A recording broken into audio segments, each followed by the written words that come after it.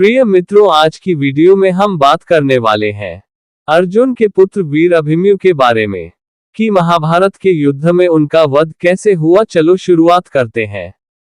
जब कौरव सेना की एक टुकड़ी ने अर्जुन से युद्ध किया और वो उसे रणभूमि से दूर ले गए, वहीं गुरु द्रोणाचार्य ने युधिष्ठिर को बंदी बनाने के लिए चक्रव्यूह की रचना की।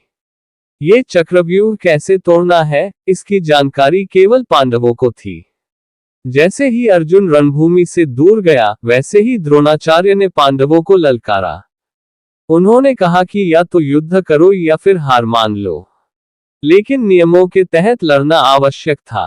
पांडवों ने सोचा कि अगर वो युद्ध नहीं करेंगे तो भी हारेंगे और युद्ध करेंगे तो भी हारेंगे। ये देख धर्मराज युधिष्ठिर को कोई उपाय नहीं सूझ रहा था। इस कश्मकश के दौरान धर्मराज युधिष्ठिर के सामने एक युवक आया और उसने कहा कि काकाश्री, मुझे चक्रव्यूह को तोड़ने और युद्ध करने का आशीर्वाद दीजिए। ये और कोई नहीं बल्कि अभिमन्यु था, अर्जुन का पुत्र।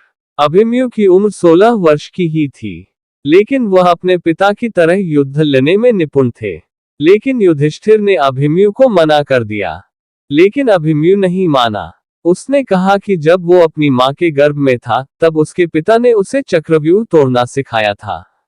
अभिमन्यु ने कहा कि उसे चक्रव्यूह तोड़ना आता है, मैं आगे रहूंगा और आप सब मेरे पीछे पीछे आइए।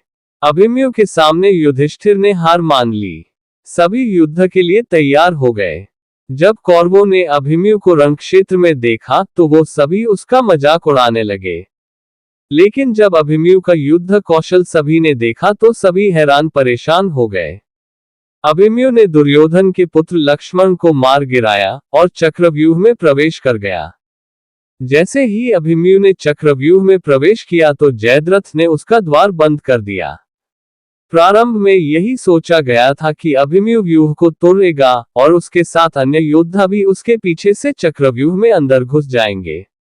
लेकिन जैसे ही अभिमन्यु घुसा और व्यूह फिर से बदला और पहली कतार पहले से ज्यादा मजबूत हो गई तो पीछे के योद्धा भीम, सात्यकी, नकुल, सहदेव कोई भी अंदर घुस ही नहीं पाए।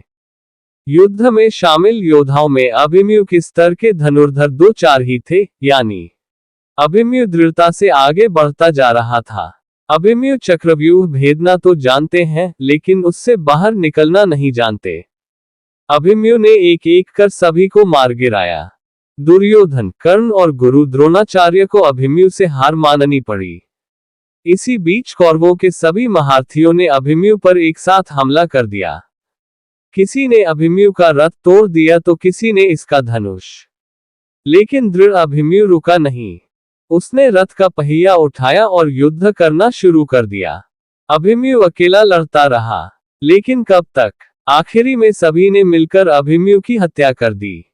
जब अर्जुन को ये बात पता चली तो अर्जुन ने जयद्रथ का वध करने की प्रतिज्ञा ली। आज कर्ण और अर्जुन से भी पहले शूरवीर अभिमन्यु का नाम सम्मान के साथ लिया जाता है। आज बस इतना ही, फिर मिलेंगे एक नई वीडियो में। जय श्री कृष्ण, राधे राधे।